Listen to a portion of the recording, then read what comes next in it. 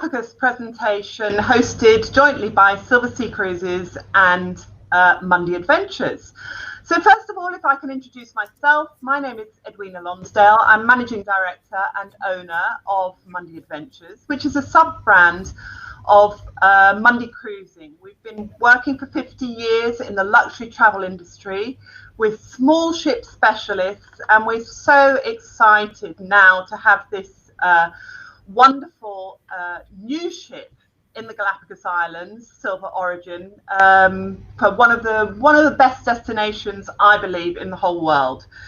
So first of all, what is Mundy Cruising? Well, we are your advocate. We understand the cruise lines. We also understand the destinations. We will look after all the details of your travel arrangements. We've got plenty of time to listen to you, to understand exactly what you need, to make sure that you're buying the right thing. And our team of personal cruise consultants will look after you from start to finish. So they don't just make the booking and then pass it on. They'll look after every detail. Make sure in this time of COVID that you've got the right strategy for getting on board and that all the details are taken care of. So, my personal favorite, and I've been traveling, of course, I've been in travel all my life, traveling all my life. My personal favorite destination ever is the Galapagos Islands. So it's really exciting today to be able to talk more about that wonderful destination, but even more so that now, unlike when I was there maybe some 10 years ago, we have the best expedition ship in the Galapagos. So the new Silver Origin, and you'll learn a little bit more about that very special ship during the course of this afternoon too. So welcome, enjoy, and I'm passing you over now to Rachel Woodward. Well, thank you so much, Edwina, and thank you all for joining today. Very excited to be here today and share details on Silver Origin. I had the privilege to sail on Silver Origin before her inaugural voyage in early June. So the ship is stunning, 100 passengers, 87 crew, and I like to describe it, and you'll see photos today. It looks like a mega luxurious yacht. It has this gorgeous platform deck. The suites, and we call them suites because how large they are. They start at 325 square feet and go up to 1,700 square feet for a 100-passenger vessel. Very large accommodations, all veranda suites. And we have this new horizon balcony concept for our verandas. So it gives you more space in the suites. You know, one thing, and Edwina, you were mentioning expedition cruising has changed over the years. What expedition cruising was 20 years ago, or what actually river cruising was 20 years ago, is what we're seeing with adventure cruising right now. So much interest with the Galapagos. If you are interested, I recommend to look at a trip in the future because they do sell in advance. We have a large expedition team, and that's another key point with Silversea. We have 10 guides on board for 100 passengers. So that's really important because it's small groups ashore.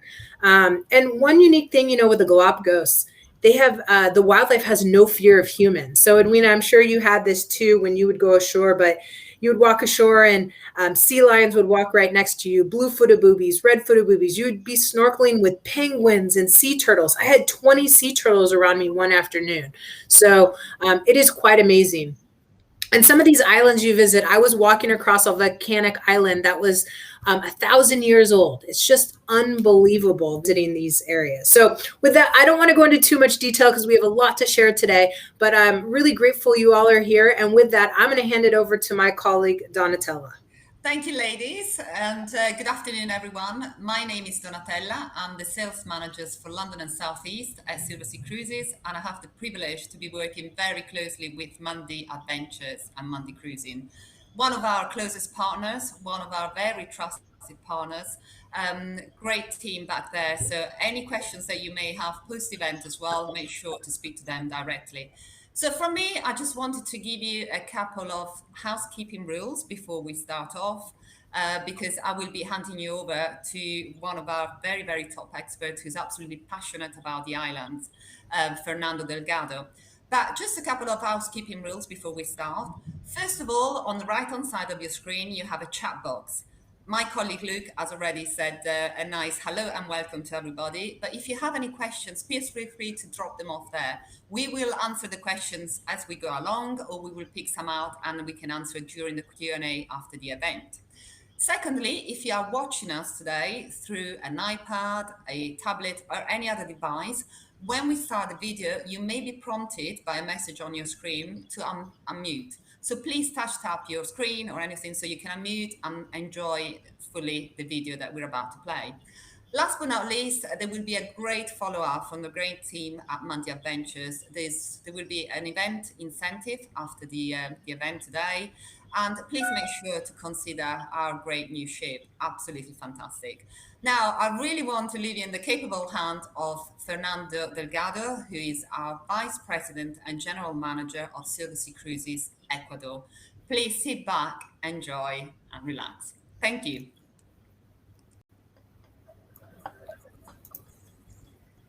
Hola, my name is Fernando Delgado. I am the Vice President of Silversea for Ecuador and Galapagos. I welcome you to this webinar where I will have the pleasure to take you to the Enchanted Islands and to show you our beautiful new ship, the Silver Origin, that just arrived to her new home, our permanent home now, the Galapagos. Let's first talk a little bit about what is the Silversea experience in expeditions. We have first and foremost an extremely well-qualified team of naturalists. All of them are permanent residents in Galapagos, and they are all experts in their field, going from biologists, geologists, professional photographers, and professional guides that have been working for us and in the area of Galapagos for several years. We use a lot of time, or most of the time, actually, we use zodiacs to move back and forth from the ship because that is one of the particularities, actually, of expeditions in general, but of Galapagos in particular, is the fact that the ship is never alongside. So you will be taking a zodiac in and out of the Silver Origin all the time. Also, we offer complementary parkas in polar regions. Of course, you are not going to need a parka in Galapagos unless you want to lose a couple of pounds every day, which I don't think it's needed because we will keep you busy enough. Included in the package, it's two pre-cruise nights in the city of Quito, followed with one post night or day use in the city of Guayaquil once the cruise has ended. Also included in the package is economy class flights from and to Galapagos from the mainland. Of course, our signature butler service in every suite, multiple restaurants on board Silver Origin, as well as 24-hour room service if you wish to stay on your suite. All onboard gratuities are included, as well as Wi-Fi throughout the ship, which you can get the normal regular package, or you can, for an extra cost, have the fastest version. Also included all beverages, the best wines from the New World. We want to share with our guests not only the taste and flavors of Ecuador, but of all the region, and also included premium spirits from our bar. So you will be having a very good time both in Silver Origin and out of Silver Origin. So as mentioned before, we include the nights in Quito, also in Guayaquil post-trip, of course, the expedition itself, but also we include for the voyage, we give you a backpack, a splash-proof backpack where you can put your valuable things or your camera. Also a insulated water bottle, a metallic one. So we help Galapagos in that way by saving on plastic. The ship has its own potabilization system, so the water is absolutely safe to drink, and you can bring water from your suite. We have a separate system actually in each of the suites where you can take the water from. And we are also, as a part of the amenities that we offer you to our guests, is a complimentary mask and snorkel for the water activities. Because in Galapagos, you spend more or less half of the time on the islands and half of the time in the water.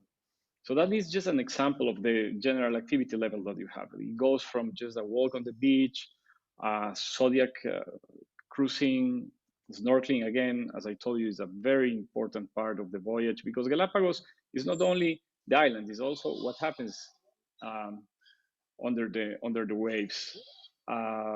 Kayaking is another activity for the ones that are more adventurous, the guests that wants to wander into the mangroves, etc., with our guides. And of course, during the time that you will be spending in Galapagos, you will have a chance to visit the most iconic of the inhabitants of Galapagos, the Galapagos giant tortoises.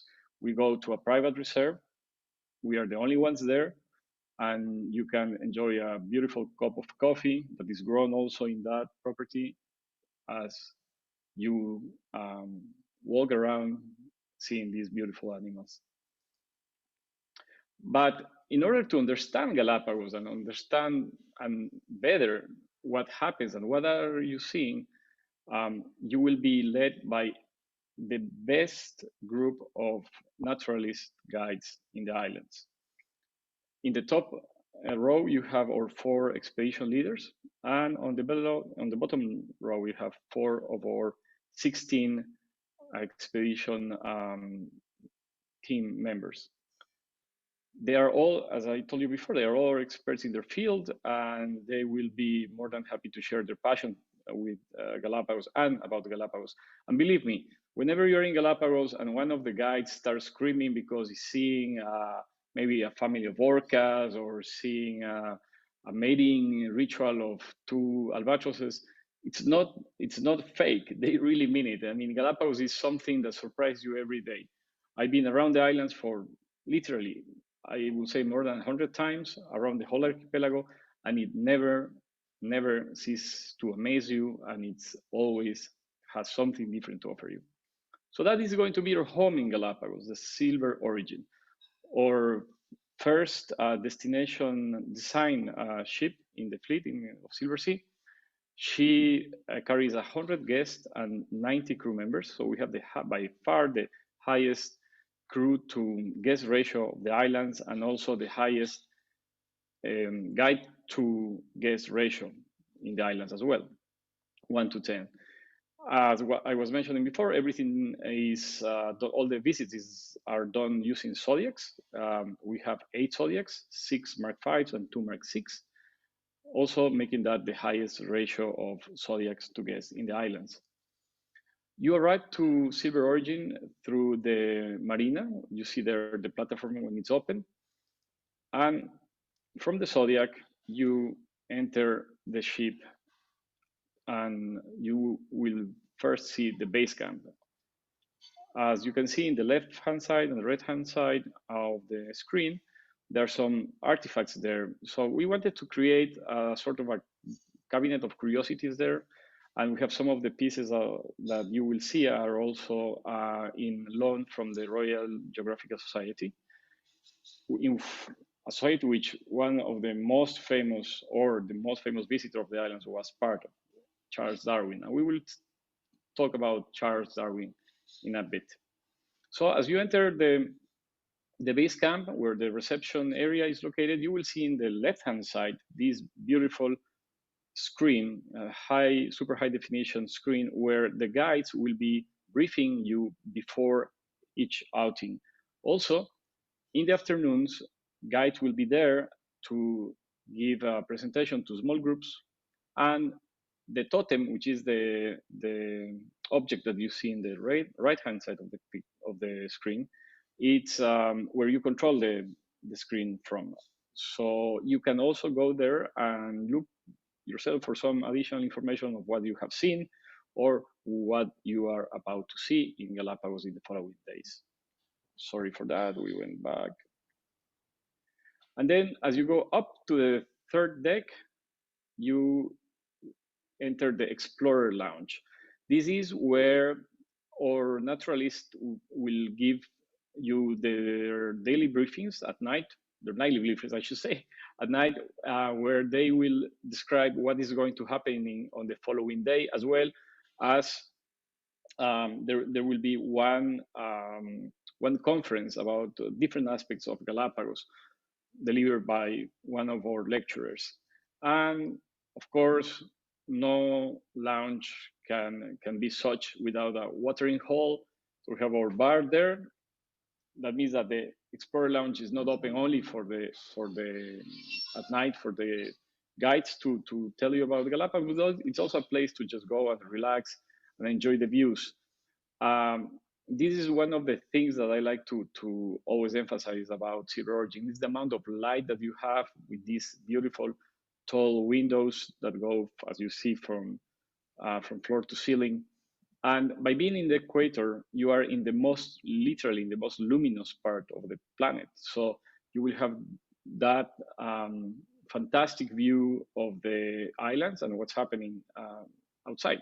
Because in Galapagos, you never know when you are going to see a show. It can be a feeding frenzy, again, it can be a family of orcas, dolphins, who knows? As you go up to the top deck, you have the grill, that is our second restaurant. So you can have a beautiful alfresco lunch, or at night, depending on the weather, either remains open or we can close it. Because Galapagos, although being in the equator or in an equatorial area, are not a tropical archipelago. That's one of the particularities of Galapagos. So it can be not cold, but a little bit chilly on the months of August to October. Going back to the back of the seventh deck, you have a jacuzzi. Also, now I'll like to take you to see our beautiful suites. The size of the suites go from 30 square meters to 160 square meters, depending on the type of suite. Here we are seeing a picture of a superior veranda. The big window that you see there is also what we call a horizon veranda. So the window can open and you will have your sort of a winter garden, if you want, effect, or your own veranda in your room, and you can close a curtain and isolate that from the rest of the suite if you wish to do so. That's a picture of one of our top suites. That's the grand suite, and there you can see the bathroom. So tub and shower with a beautiful view. And with the click of a button, you can basically create a sort of a frosting effect, so nobody will be able to see you. But when you're in the Galapagos, we are navigating in the Galapagos, nobody is going to see you. Maybe some of the sea lions or, or the dolphins. So the Galapagos, because that's the reason why you are here, and that's the reason that you are on board Silver Origin. The Galapagos, it's a fantastic place. Galapagos is unique because this is one of the few places on Earth where you're actually accepted as part of the environment. These species are not running away or flying away. In certain cases, they're coming up to you, and that makes this place truly unique. Something that surprises many people is the diversity of Galapagos. Not only the terrain, which is distinct from one island to the next, but also the diversity of life. We have a unique diversity. In areas where you have reptiles such as sea turtles swimming next to penguins, there's nowhere else on Earth that you have that combination. Being a naturalist on the Silver Galapagos is not only fascinating for me because of this environment that we're traveling through, but also meeting our guests that are coming in here and seeing Galapagos through their eyes and the excitement of being able to interact with the species here. It's very personal. There's no other place like Galapagos on Earth.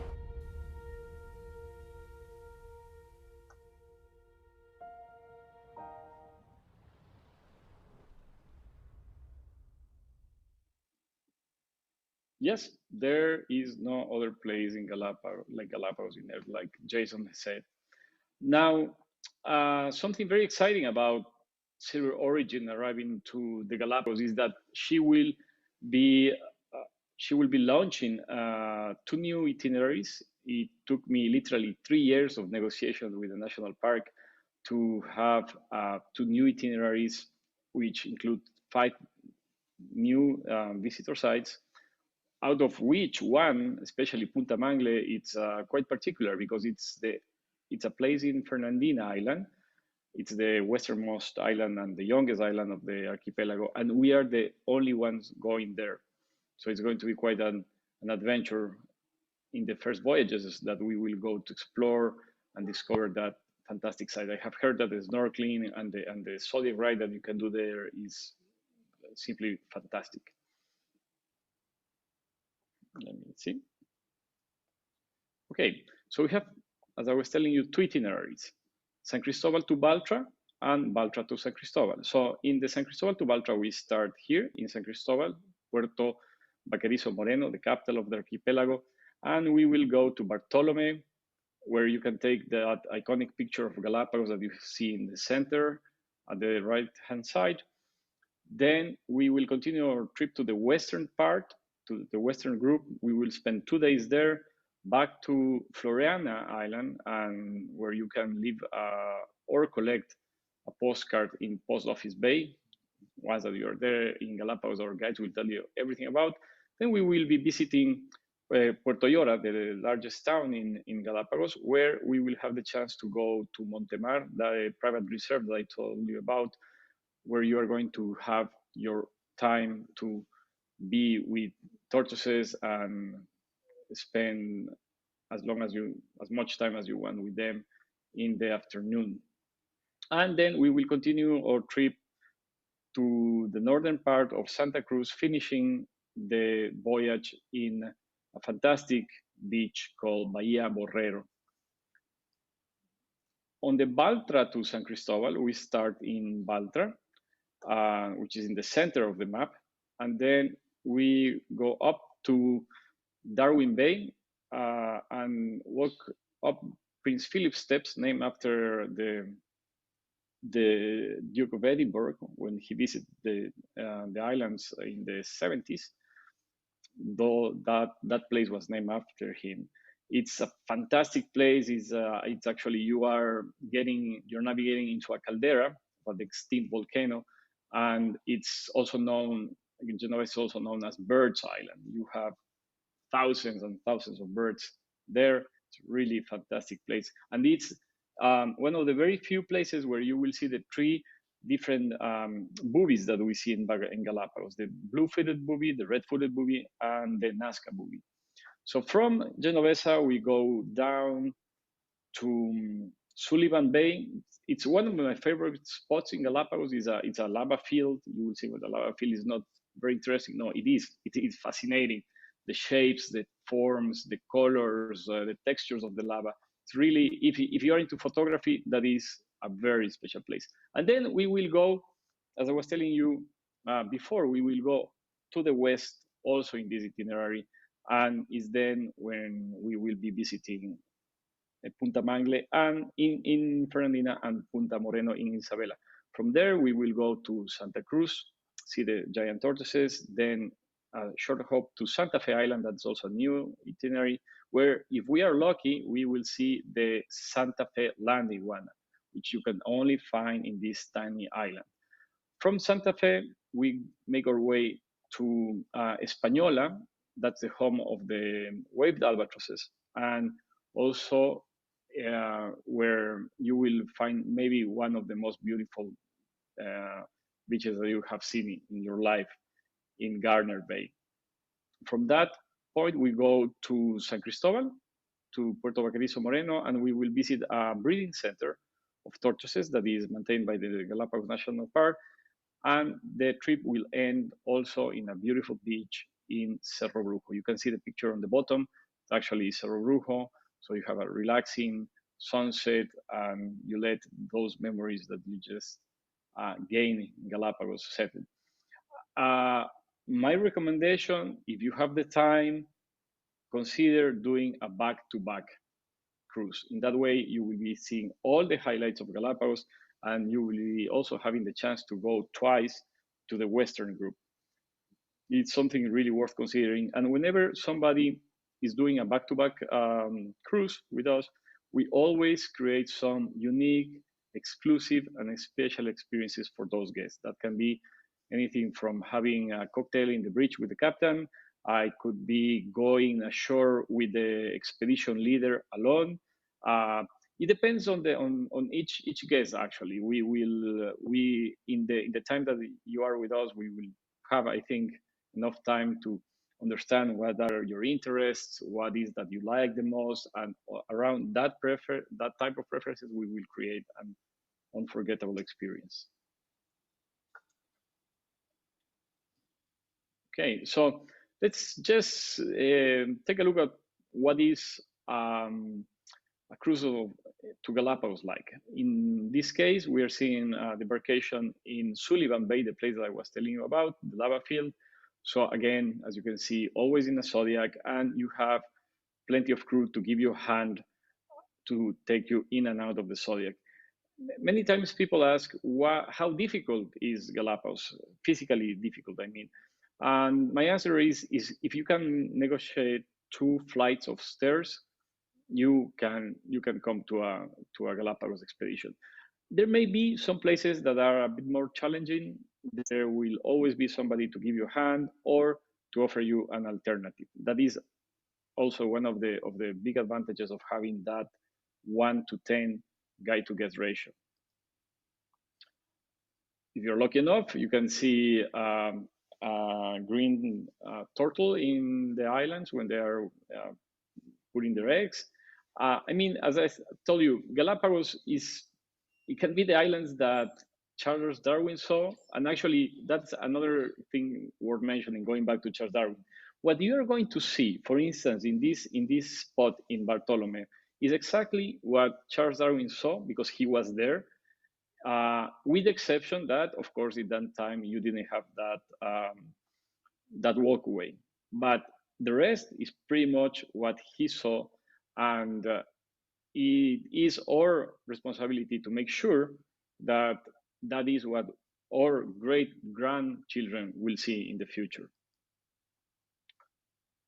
So after walking through that wooden walk, you will reach the summit of Bartolome. And there is where you can take that iconic picture of Pinnacle Rock. That is Punta Vicente Roca in Canal Bolivar, my own personal favorite spot in the islands. The Bolivar Canal is the body of water that separates Isabela from Fernandina. And there we are cruising alongside the border of an extinct volcano, of the Ecuador volcano. Elizabeth Bay, I call it my Zen place. It is the most peaceful site on earth, I believe. And as you can see in front of the Zodiac, you have one of the very unique inhabitants of Galapagos, the Galapagos penguin. There are only about 600 individuals, and one of our expedition leaders, Aura, she discovered a way to identify the individual penguins. And if you are in the voyage and she's there, I can assure you that she will be asking you for all the penguin pictures so she can find out if there's a new guy or girl in the area. Yeah, it's an adventure, it's an expedition. So maybe you are in Genovesa and the tide is rising. So yes, you will get wet. Actually, when you're arriving to the islands, there are 2 types of landing, wet landing or dry landing. Wet landing means that you will be arriving to a beach where you have to take off your shoes, or if you're wearing aqua shoes, that's not a problem. And then get into the water, never more than knee high, and then make your way out to the sand. If it's a dry landing, that means that the Zodiac will be getting against a rock, a formation, or one of the very few jetties that we have in the islands, and then you will get out of the Zodiac and into the island.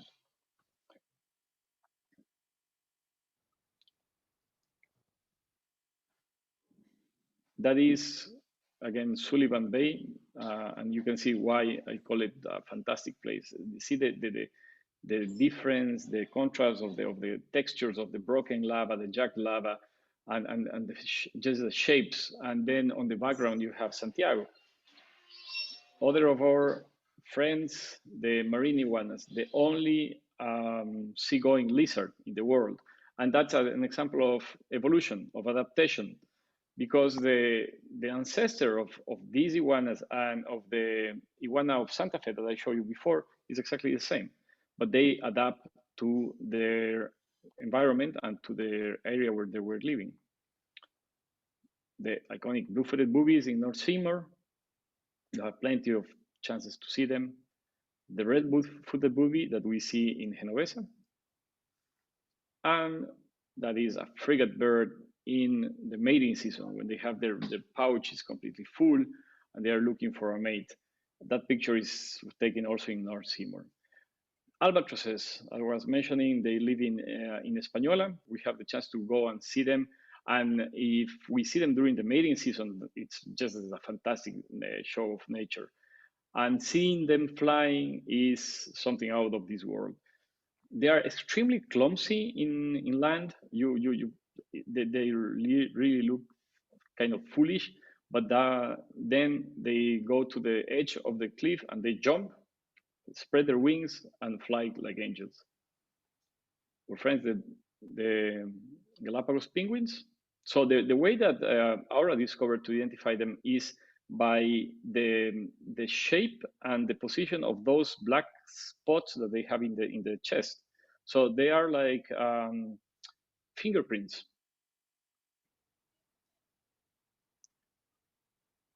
Again, this is Prince Philip Steps, the place that I mentioned you before, named after the Duke of Edinburgh. And that is the top of Genovesa.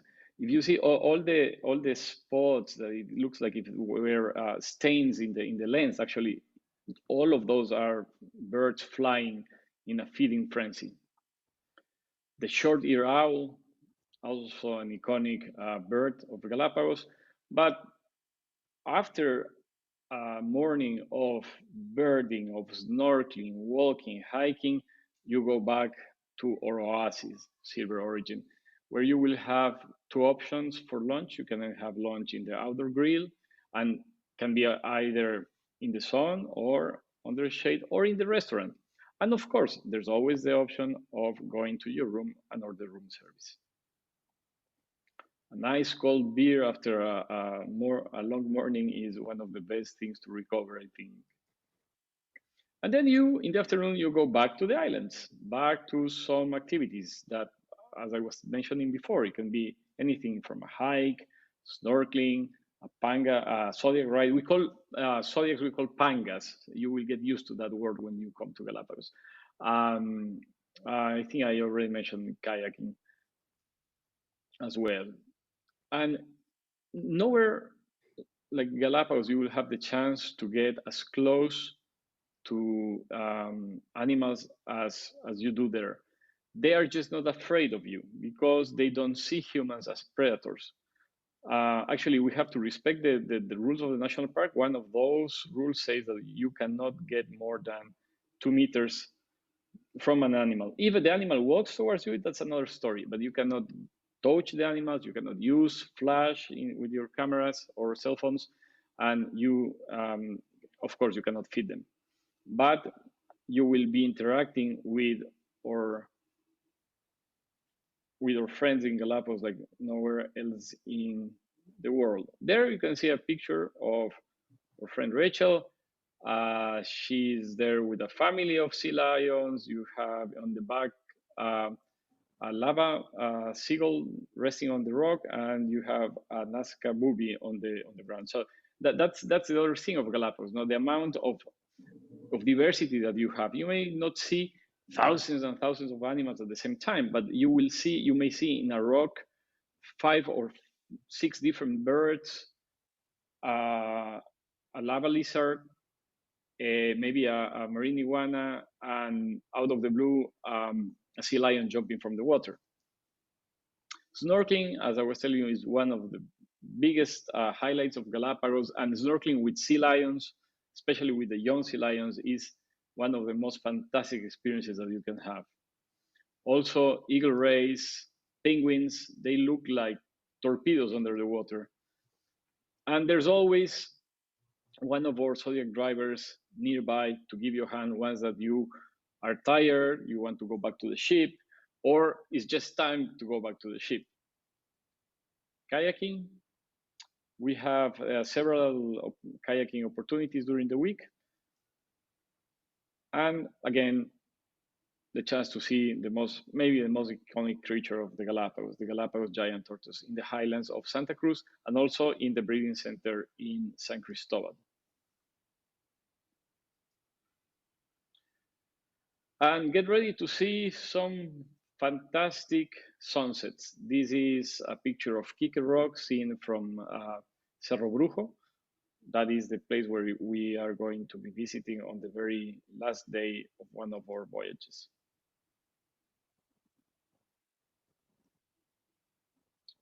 I hope that this short excursion to Galapagos inspires you. I hope to be able to welcome you on board, me and my team, and we are looking forward to whenever you decide to come to the equator and see what Charles Darwin saw. Thank you very much, and hasta la próxima.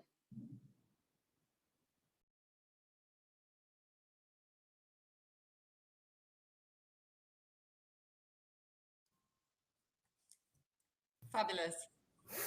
Yeah. Edwina, we can't hear you. We can't hear you, Edwina, sorry. Absolutely fabulous. Yeah, makes you want to go immediately, doesn't it? Yes, that's right. Yeah, that's right. It's great to hear, such a passionate man about the islands anyway, native of the region as well. It brings it to life. And as we know, with Galapagos or any expedition, it's the destination that, really matters. But again, we are so lucky at Silversea that we can combine the destination with this beautiful brand new ship that it is Silver Origin. So there's never been a better time, to visit the Galapagos on, with Silversea expedition, really. It's fantastic. I've just noticed that there is a new question in the chat box that we could just answer live.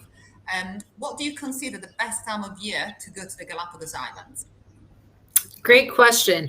Galapagos is a year-round destination, so it's the only vessel that we're there all year. So it all depends, I would say, on your travel schedule. I'd pick a voyage that works best for the travel schedule. The fall time, you get a bit of cooler water temperatures because of the Humboldt current, but snorkeling is great. So whether or not you go in January, March, August, or September, it's a great time of year to visit. Yeah, just another thing to consider when you're working out when you want to go. If there's something specific you want to see, for example, the albatross arriving at Hispaniola, or the frigate birds when they've got the red pouches, then throw that into the mix when you're working out when to go. Tell us that that's what you need. And also the other thing is, I think you mentioned, or you asked the question earlier about going to Machu Picchu. So you also want to work out not just when is the best time to be in the Galapagos, but also when's the best time to be in Peru, and what the weather's going to be like there, where the crowds are going to be, and so forth. So it's something that really you need to be talking through with your travel consultant to make sure that we pick the absolute perfect time for you. That's right. Yeah, that's a very good point, actually, Edwina, as well, because the two of us, we complement each other, because your strength is in the land arrangement as well as the cruise, and you can actually advise and bring the two of them together with your great team as well, because they're also familiar with Silversea, and your team has been on board, and they really sell the Silversea product to the client. So there was an interesting question as well about, you just mentioned the albatrosses as well, and I think it's worth, Rachel, actually really emphasizing the importance of the expedition team on board, how well knowledgeable and how expert in their own field they are. So we talked about albatrosses and frigate birds, and that's when the ornithologist comes in.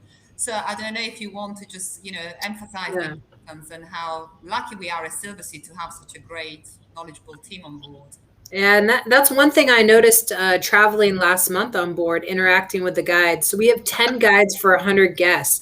And what this allows, small groups ashore, no more than 10 to 12 guests in a group.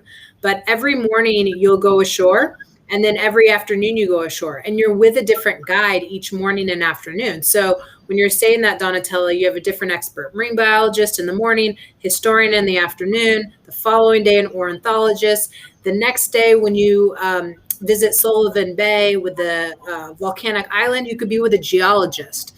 So they're very passionate in their field. The other thing I noticed, a lot of them grew up together. They're like family on board.